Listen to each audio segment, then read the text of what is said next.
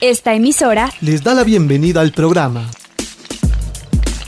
Encuentros con la Filosofía, para conversar poniendo en duda nuestras certezas, con la participación abierta de profesores de la Universidad Politécnica Salesiana, de la Universidad Central del Ecuador, de la Universidad Andina Simón Bolívar. Encuentros con la Filosofía. Se difunde semanalmente por las emisoras universitarias Infinito Digital, Voz Andina Internacional y Radio Faxo. Abrimos nuestros micrófonos.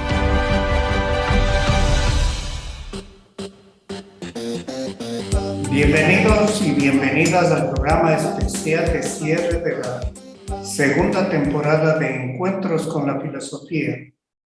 Les saluda Edison Aguilar Santa Cruz.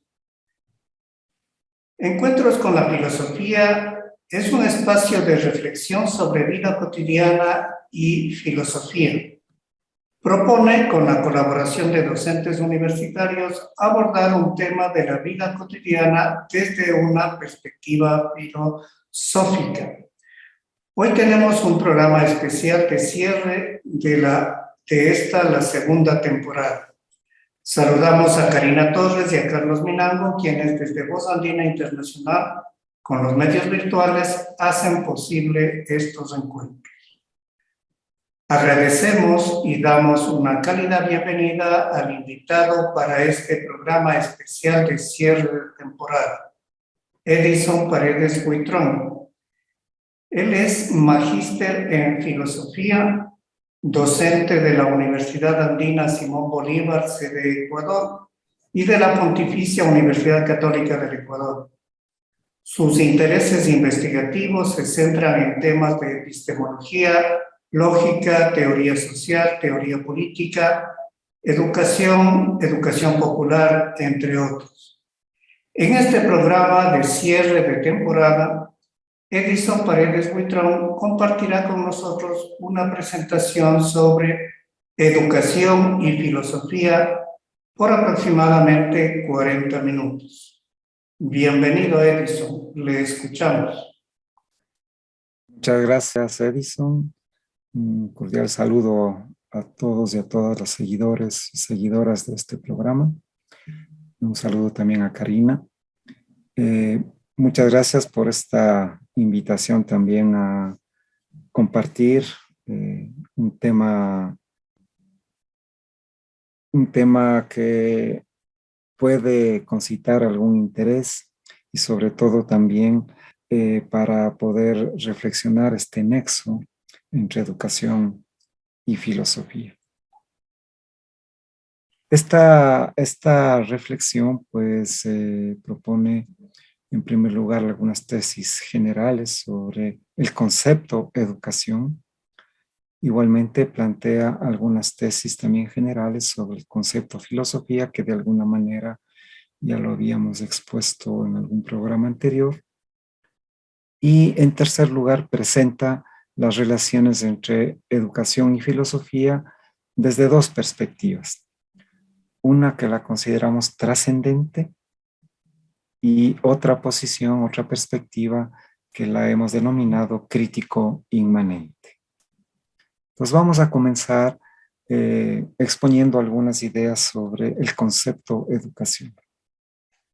La educación se caracteriza por ser una experiencia política relacional y situada en un contexto histórico determinado. Es una experiencia de convivencia con los otros, una composición tensa de pasiones y de razón, de cuerpos y de pensamientos. Y estas composiciones, estos encuentros, generan una comunidad educativa en la que se estructuran procesos de enseñanza o de aprendizaje de manera sistemática. En este espacio, pues, se interrelacionan dos dimensiones, lo que hemos llamado lo educativo y lo que llamamos también la educación. Y esta composición entre estos dos ámbitos que componen la idea, el concepto de educación, lo educativo y la educación, dan lugar a una experiencia educativa. Entonces, lo educativo está constituido por las estructuras educativas que constituyen condiciones para el desarrollo sistemático de los procesos de enseñanza o de aprendizaje. En este ámbito estructural podemos encontrar, por ejemplo, los regímenes académicos, las estructuras curriculares, la organización en grados, en cursos, en niveles, el espacio, el tiempo educativos, los reglamentos, etcétera, etcétera. Y estos espacios, digamos así, estos ámbitos estructurales se sostienen por las relaciones sociales de los sujetos en situación educativa. En esta medida, pues, son las relaciones sociales educativas las que van a dar soporte y van a sostener a las estructuras educativas. Por otro lado está lo que hemos denominado la educación. En el ámbito de la educación podríamos ubicar las relaciones que establecen los individuos sujetos que se encuentran en situación educativa. Entonces aquí están las relaciones entre los sujetos, las relaciones que estos sujetos soportes mantienen con los saberes, con los conocimientos, con las técnicas y con las tecnologías, y también las relaciones que estos sujetos mantienen con el mundo en el cual están inmersos. Estas interacciones, pues, lo podemos representar en un diagrama de Venn, en sus interacciones y en sus interconexiones. Ahora, el modo en que estos sujetos que llamamos personas se conectan entre sí, se relacionan entre sí, y de estos con los saberes, conocimientos, técnicas y tecnologías y con el mundo, dan lugar a dos tipos de ámbitos o de modalidades de educación. Una educación autoritaria, en la que predomina el don y el impartir, y una educación liberadora que pone énfasis en el compartir. Se comparte entre las personas, se comparten los saberes, los conocimientos, las técnicas y las tecnologías, y también se comparte de manera reflexiva y de manera material también el mundo en el cual están inmersos. Esta composición también es posible porque se enmarcan dentro de determinados contextos y dentro de determinados intereses que están, digamos, atravesando esta experiencia educativa. Entonces, como una de las modalidades de expresión, digamos así, de esta composición es la educación autoritaria. Ahora establezcamos algunos criterios básicos de este tipo de educación. La educación autoritaria es o funciona como uno de los aparatos ideológicos del Estado. Y en esa medida el horizonte político de este tipo de educación está orientado a la reproducción social y a la afirmación de las situaciones de opresión o de explotación o de dominación y de subyugación. Entonces, este tipo de educación se debate en el medio del mercado y del Estado. Favorece, por un lado, la reproducción de todas las relaciones que se implican en los procesos productivos mercantiles, pero también va reproduciendo también la estructura y las prácticas de las relaciones dentro del Estado. Todos los procesos educativos, tanto en sus estructuras como en sus relaciones, se organizan en función de objetivos, demandas e intereses particulares de los grupos de poder, tanto nacional como transnacional, presentándose pues como intereses nacionales o generales y estableciendo de esta manera una relación de subordinación, una relación trascendente. Este tipo de educación o esta tendencia o esta modalidad de educación fundamentalmente va a contribuir a la formación de una mano de obra, ¿no?, que sea funcional en los diferentes niveles de los procesos productivos, tanto en los niveles básicos de obreros o obreras, también como en los niveles de técnicos y en los niveles de dirección de las empresas. Entonces, la educación contribuye a eso, ¿no? Y además también contribuye a la reproducción de las relaciones de poder que se van implicando en el todo social. Entonces, en el gráfico podemos ver, ¿no? ¿No es cierto? La educación está subordinada a estos intereses que están de manera predominante presentándose en la formación social, los intereses de las clases dominantes y los intereses del Estado.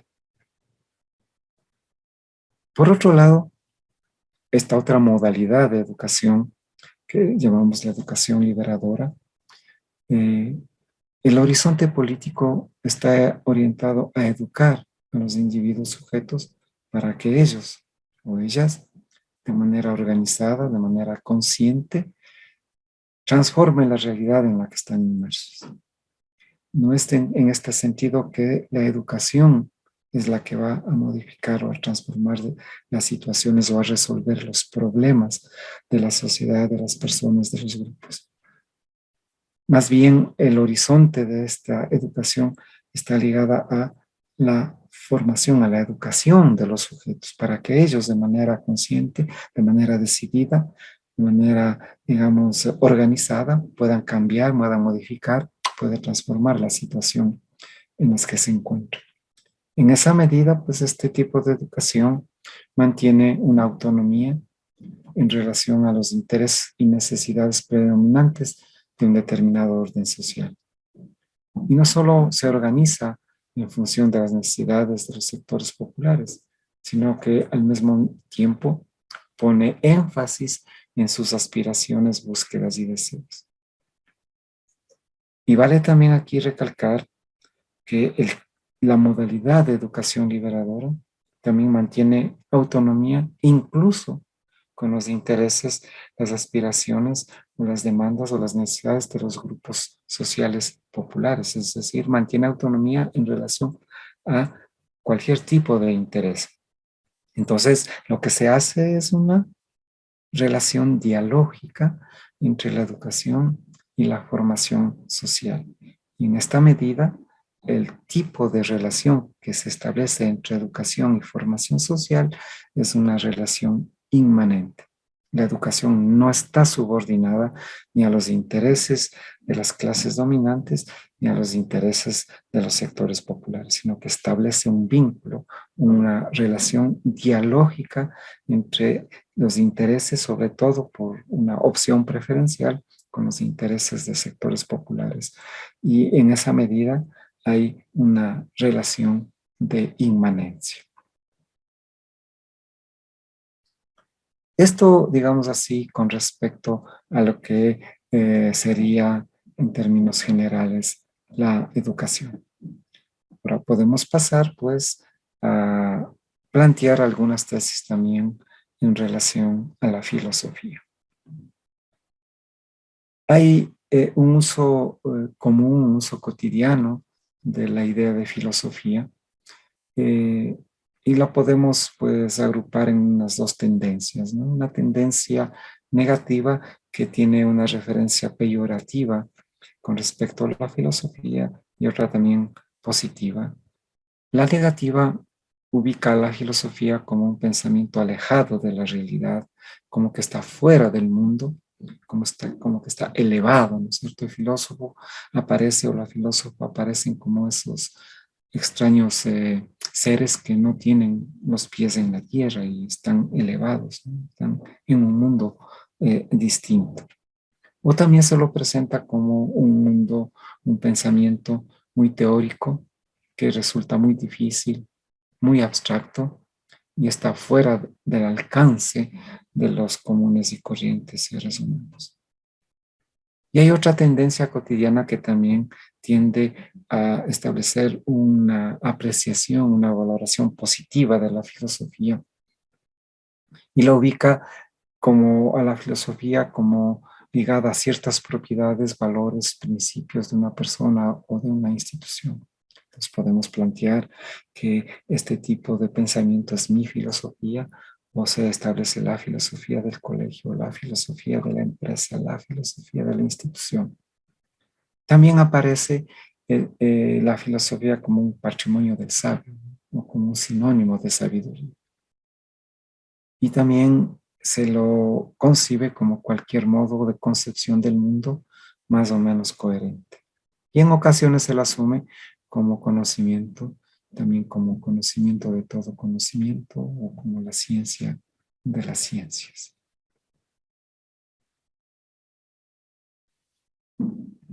Partiendo de esta perspectiva cotidiana y de alguna manera en contraposición a estas ideas cotidianas, podemos plantear la pregunta: ¿qué es la filosofía? Es posible plantear la filosofía desde múltiples perspectivas, tantas como autores o autoras o corrientes filosóficas. Y en esta perspectiva y en esta medida vamos a ubicarnos dentro de una posición, dentro de una corriente filosófica que es el materialismo aleatorio. Desde esta corriente se genera una posición crítica al modo tradicional de hacer filosofía. Para este modo de reflexionar, la filosofía no la considera como un modo de conocimiento. Tampoco es una ciencia, ni la ciencia de las ciencias, ni la ciencia del todo, ni la ciencia de lo absoluto. Por lo tanto, no es la poseedora de la verdad con mayúsculas. No se considera una filosofía del sujeto, considerado como origen, esencia o causa de la realidad. No se preocupa del origen ni de los fines últimos, ya que no busca el principio y el fin de todas las cosas. La filosofía, desde esta perspectiva, no sería una teleología, una búsqueda de los orígenes o de los fines últimos de todo. No se concibe como una filosofía del orden que unifica las distintas concepciones en torno a una ideología dominante. Tampoco es una ideología o una filosofía del don, una filosofía de, porque la preposición de genera un modo de relación subordinado, de dependencia y muchas veces de propiedad. En esa medida, pues la filosofía da la verdad a las otras prácticas y concepciones y de esta manera las subordina y las explota. Como por ejemplo filosofía de la ciencia o filosofía del arte o filosofía de la educación, etcétera, etcétera, ¿no? Entonces, se aleja de este vínculo ligado a la preposición de y a toda perspectiva del don. Para el materialismo aleatorio, la filosofía es un saber, no es un conocimiento. Es un discurso racional que cumple determinadas funciones en el mundo teórico, inserto en realidades históricas determinadas y configuradas por intereses sociales contrapuestos. Intereses que se expresan en el mundo teórico como lucha de ideas, como lucha de argumentos, como luchas de posiciones. En cada tendencia filosófica en esta medida se expresan en su interior los conflictos de la realidad social en forma de encuentros de posiciones teóricas o filosóficas que se enfrentan unas con otras en el marco de una determinada correlación de fuerzas. Por lo tanto, la filosofía es concebida en última instancia pues, como una lucha de clases en la teoría. ¿Cómo se realiza esta forma particular de hacer filosofía? Se lleva a cabo a través del planteamiento de tesis, de enunciados filosóficos que no son ni verdaderos ni falsos, ni generan verificaciones o comprobaciones o demostraciones, sino que pueden ser considerados correctos o justos o incorrectos. Estos enunciados dan lugar, sobre todo, a justificaciones de carácter racional. En esta medida, pues, una tesis es correcta cuando contribuye a potenciar las capacidades de pensar y de actuar de manera autónoma y libre y libera las distintas prácticas sociales. Una tesis, por el contrario, puede ser considerada incorrecta cuando disminuye o a veces anula las capacidades de pensar y de actuar de manera autónoma y reproduce situaciones de subordinación, ya que predomina ahí el uso de la proporción justamente de e incentiva la práctica del don. Ahora, ¿cómo se produce esta intervención de la filosofía? Tenemos el campo de la filosofía y el campo de las otras prácticas sociales. La filosofía interviene de manera específica.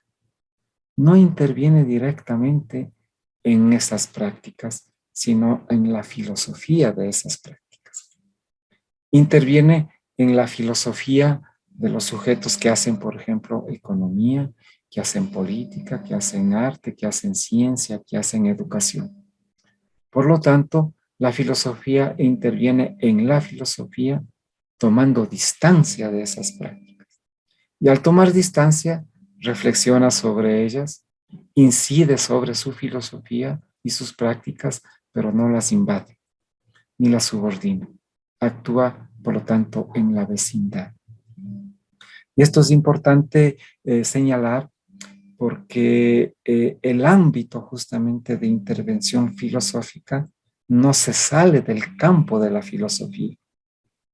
Interviene en la filosofía de las personas que hacen ciencia, pero no invade el campo científico propiamente dicho. Entonces, igualmente pasa en el campo educativo. La filosofía interviene en el campo de las personas que están inmersas en la práctica educativa, pero no invade las prácticas educativas, sino que ese es su límite, ese es el ámbito de trabajo, del ámbito de acción y de intervención filosófica. La filosofía interviene en la filosofía, sin invadir, sin subordinar a los otros campos. Ahora, dado que la filosofía interviene en la filosofía, esto implica la posibilidad de formas distintas del filosofar. Pues la filosofía y el filosofar no es privativo o exclusivamente de algunos sujetos, de algunos individuos.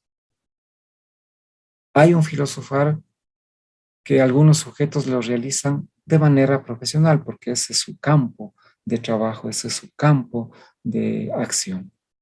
No obstante, el ejercicio de la filosofía es parte de todos los sujetos, ya que todas las prácticas sociales, cualquiera que éstas sean, tienen sus justificaciones racionales.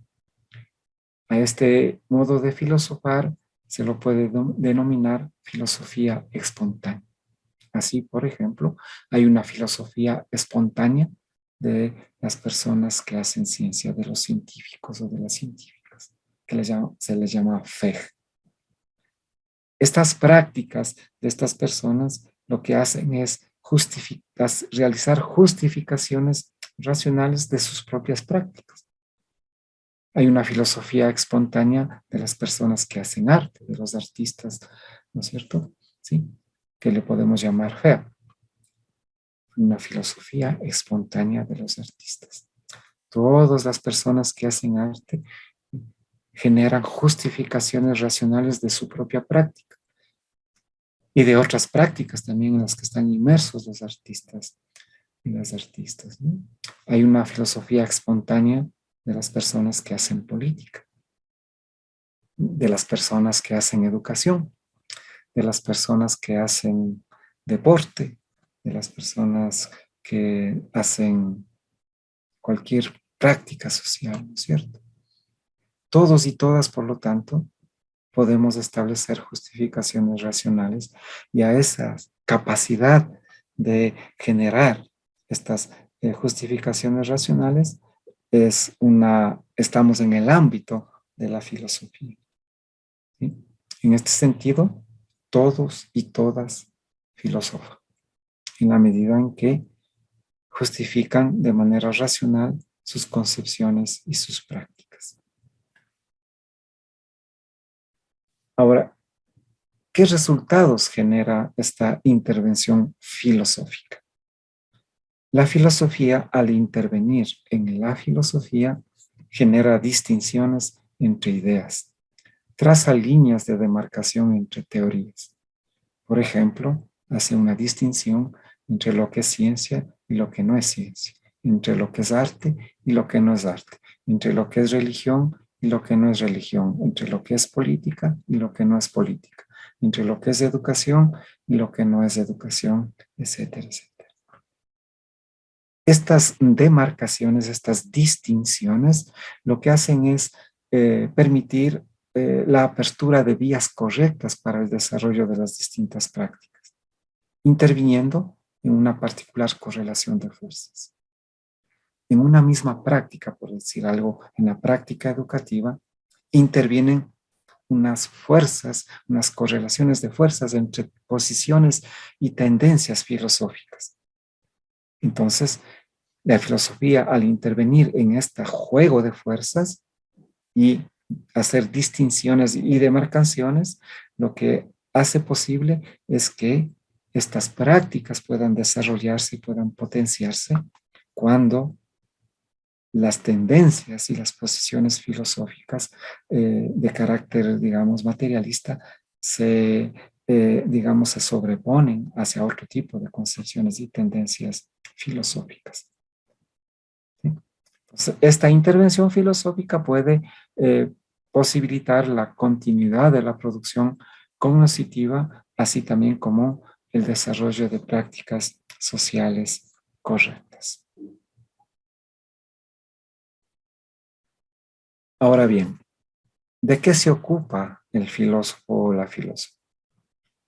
La tarea del filosofar no es ajena a este mundo. Al contrario, pues está inmersa, inserta en las condiciones sociales e históricas de un momento dado. No es ajena a las prácticas sociales ni a los problemas históricos de una época. Todas aquellas pequeñas cosas que componen la vida, la existencia, están sujetas a reflexión filosófica. Entonces, en esta medida, el filosofar es una tarea mundana. No tiene origen ni fin. No es de aquí ni de allá. No es patrimonio de alguien.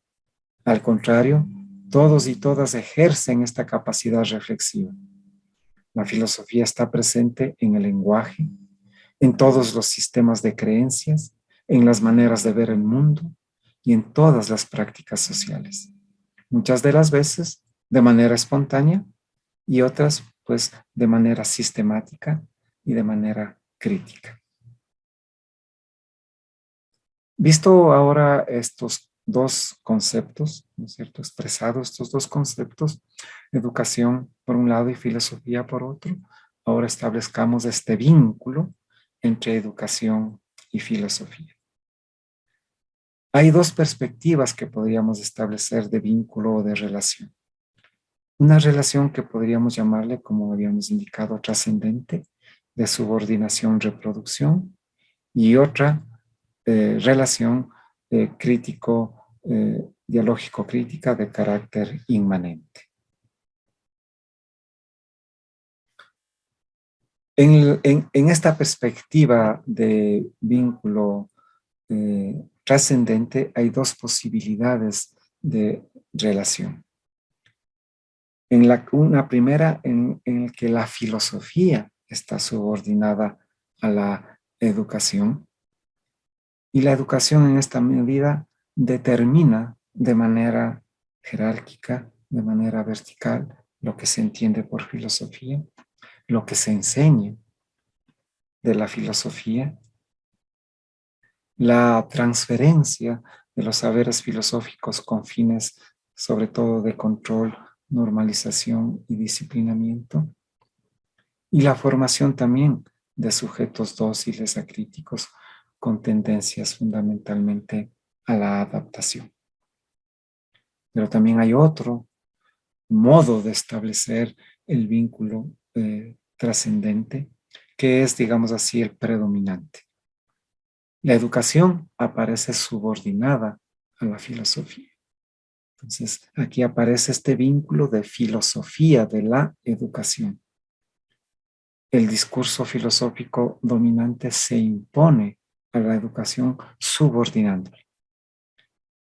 Y en esta medida, la filosofía le dicta la verdad a la educación, porque es filosofía de la educación.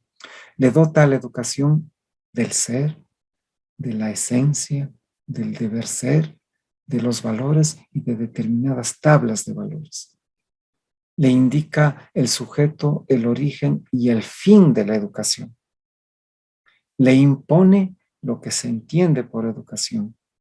Le señala las modalidades de prácticas educativas, predominantes sobre todo las prácticas conductistas o cognitivistas, entre otras. Reproduce la ideología dominante de manera sistematizada. La filosofía conquista, manipula, divide e invade el campo educativo, imponiéndole sus concepciones, intereses y prácticas. En esta medida, la filosofía establece una explotación al campo educativo.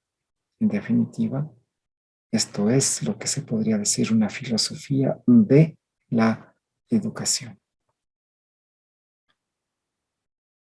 Por otro lado, pues se puede establecer un vínculo distinto entre filosofía y educación, desde una perspectiva inmanente dialógico-crítica. Una relación es inmanente cuando los elementos que se relacionan son expresiones primero de una misma realidad y se componen sin jerarquías. El sentido no se impone, sino que se produce al interior de cada modo de expresión y en la relación que establecen, de tal manera que no hay algo exterior o superior o trascendente que se imponga a ninguno de los dos términos de la relación.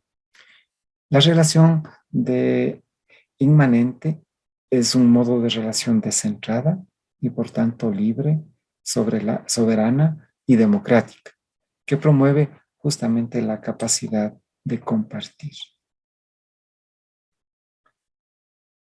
Una relación o una perspectiva inmanente, ¿sí?, establece un vínculo dialógico entre el campo educativo y el campo filosófico, mediados por el mundo en el que están inmersos estos dos ámbitos.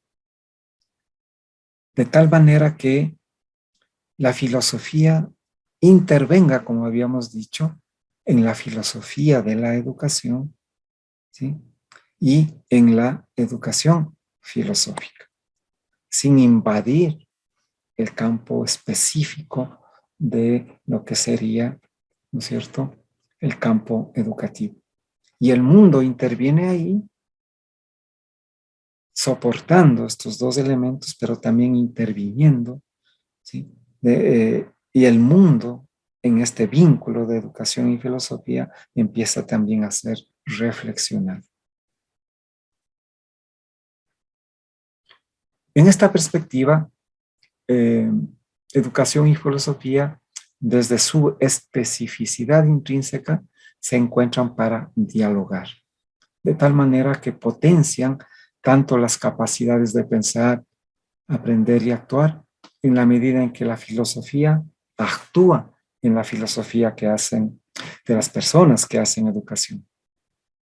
Desarrolla o se produce un desarrollo de procesos educativos en el campo de las filosofías, potenciando las capacidades justamente de filosofar. Y se establece aquí un proceso de praxis filosófica. Hay un desarrollo de las capacidades reflexivas, críticas y argumentativas en los procesos educativos, un desarrollo de las capacidades de demarcación y distinción como condiciones para la generación de saberes, de conocimientos, técnicas y tecnologías, el potenciamiento de relaciones dialógicas entre sujetos y de estos con los saberes, conocimientos, técnicas y tecnologías mediadas por el mundo. Un potenciamiento de las capacidades también de descentramiento.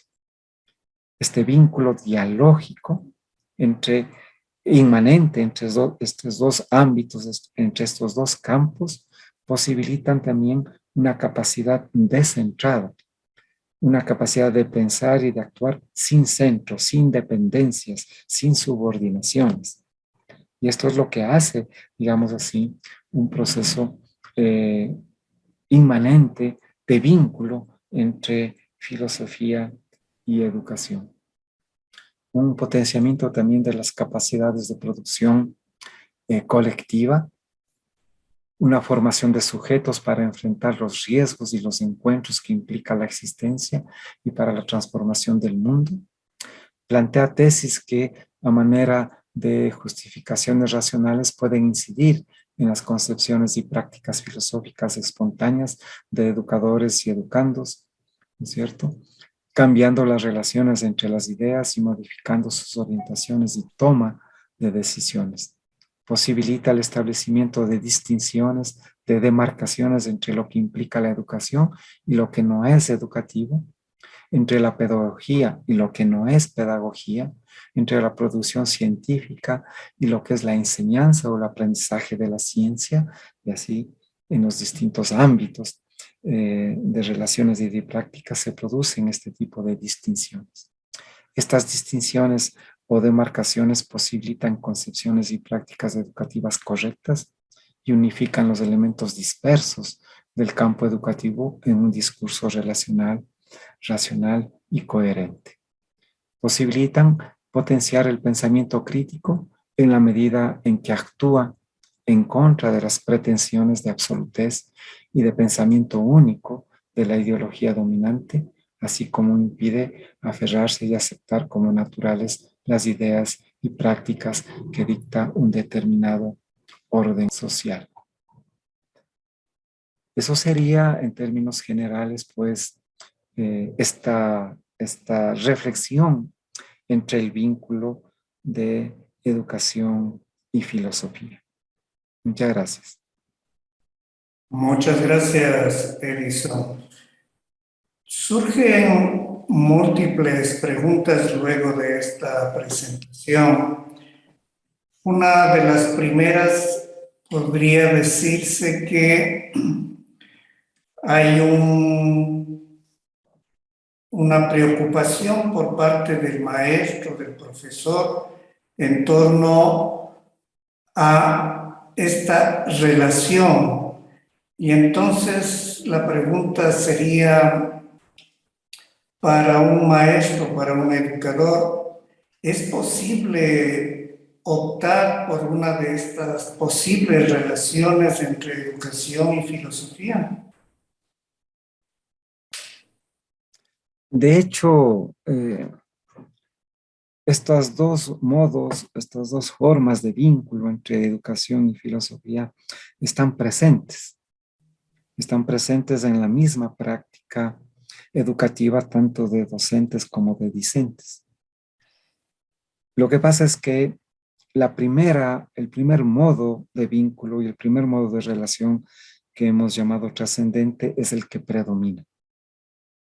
De nuestras propias experiencias educativas, desde que ingresamos al sistema educativo en el kinder, en la escuela, luego en el colegio y las universidades, lo que predomina es una tendencia, digamos así, trascendente en el vínculo entre educación y filosofía, que muchas veces este vínculo, por las tendencias justamente más conductistas, positivistas que predominan, tienden a negar la filosofía, tienden a dejar de lado la filosofía, pero esa negación de la filosofía, esa dejar de lado la filosofía, ese ubicar a la filosofía en un ámbito, digamos así, metafísico, ¿sí? O elevado, como dicen en términos cotidianos, ¿sí? Es una posición filosófica. Es decir, negar la filosofía es una posición filosófica porque están planteando una tesis, están planteando una justificación racional que está en el campo de la filosofía, pero ligada a esta tendencia trascendente que muchas veces niega la filosofía. Pero desde nuestra propia experiencia educativa, incluso desde la experiencia misma de los docentes, hay momentos hay espacios, hay circunstancias y situaciones en las que pueden aflorar las posiciones inmanentes.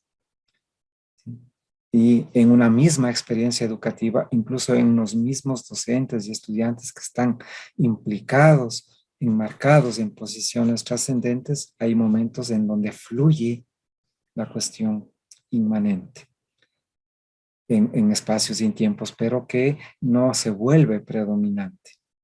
Entonces, digamos así, si estas posiciones y estas prácticas que suceden en determinados ámbitos, en determinados momentos, pudieran ser reflexionadas, debatidas, discutidas, posiblemente las posiciones inmanentes puedan tener un mayor espacio en el ámbito educativo. Cuando los docentes de pronto reflexionamos sobre nuestras propias prácticas y podemos establecer distinciones entre unas prácticas y otras, ¿sí? Ahí se puede potenciar una posición crítico-dialógica inmanente que potencie nuestras capacidades de pensar y actuar en el espacio educativo. Entonces, podríamos decir que las dos están presentes, ¿sí? Y los docentes y las docentes, a través de un proceso reflexivo, podrían tener una posibilidad de una opción mucho más consciente, mucho más dialógica, mucho más reflexiva, por cuál de esas posiciones pueden adscribir y potenciar, cuál de estas posiciones pueden potenciar sus capacidades y sus prácticas educativas, ¿no?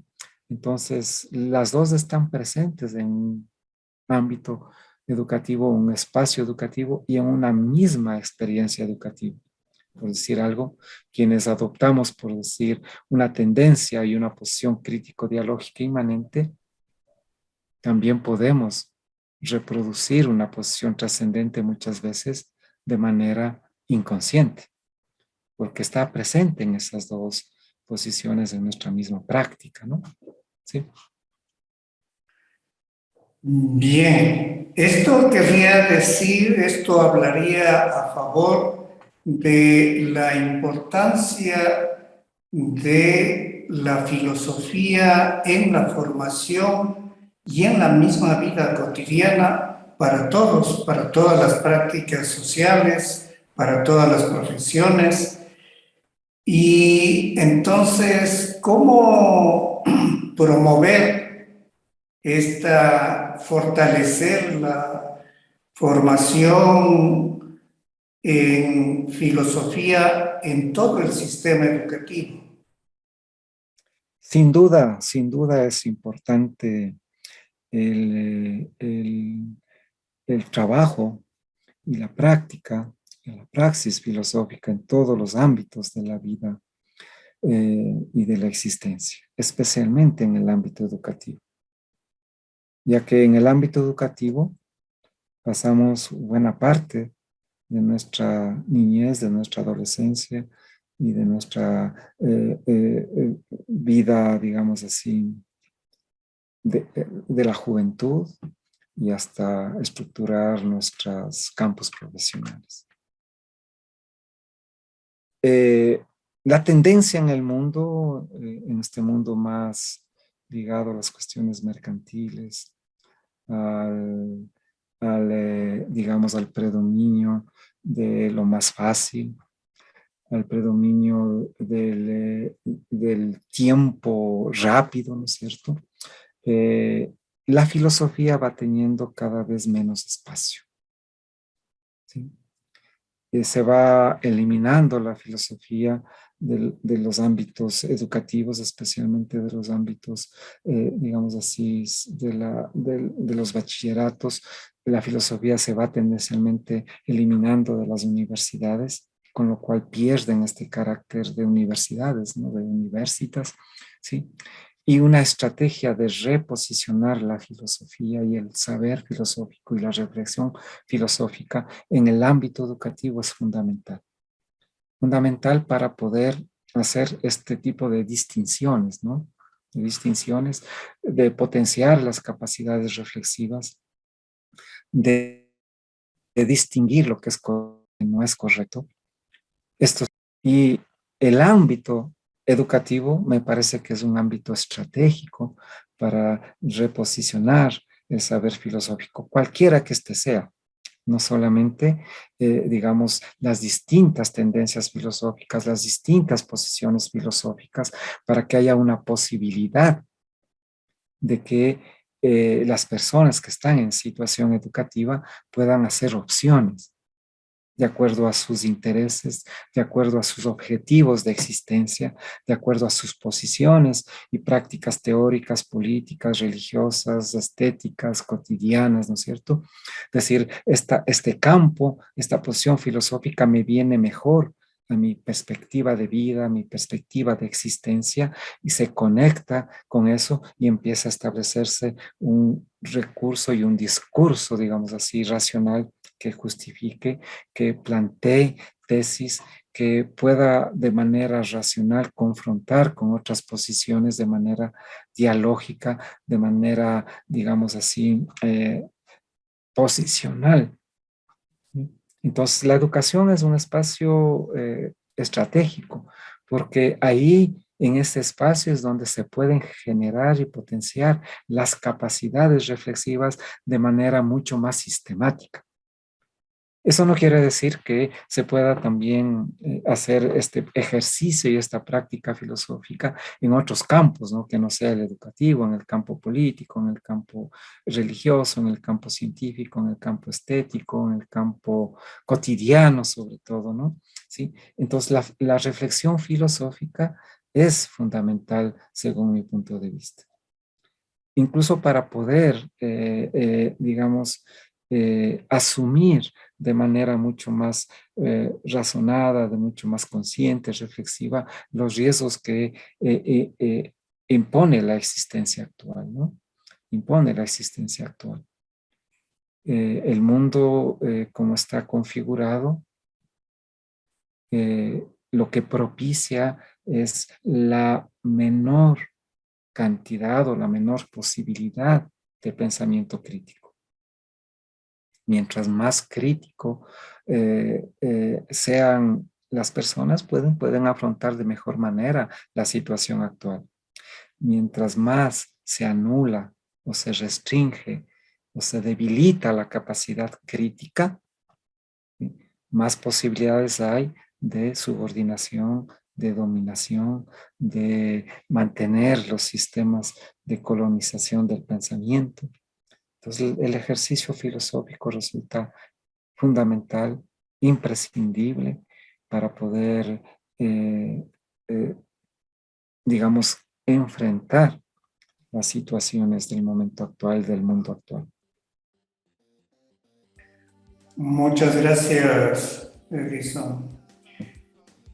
Concluimos este programa especial de cierre de la segunda temporada de Encuentros con la Filosofía, con nuestro profundo agradecimiento a Karina Torres, Ramiro Carrillo, Carlos Minango de Radio Voz Andina Internacional, a Byron Gallardo de Radio Faxo, a Armando Grijalva y Isabel Calero de Radio Infinito Digital, a los docentes universitarios participantes en esta segunda temporada del programa: Denis Schulteiser, Mónica Maer, Paulo Freire, Vladimir Sierra, Roberto Bolaños, David Cortés, Rafael Polo, y al docente universitario invitado de este programa, Edison Paredes Buitrón. Un afectuoso agradecimiento a los compañeros de la conducción del programa, Miguel Macías, Luis López y Gabriela Montenegro, y con ellos nuestro especial agradecimiento a ustedes, radioescuchas, que nos han acompañado durante este 2021. Anunciamos el inicio de la tercera temporada el primer lunes de febrero del 2022. Durante el receso de enero volveremos a escuchar 4 entrevistas seleccionadas de la segunda temporada de Encuentros con la Filosofía. Recuerden, recibimos sus comentarios y sugerencias al correo electrónico encuentrosconlafilosofía@gmail.com. Hasta el próximo encuentro con la filosofía.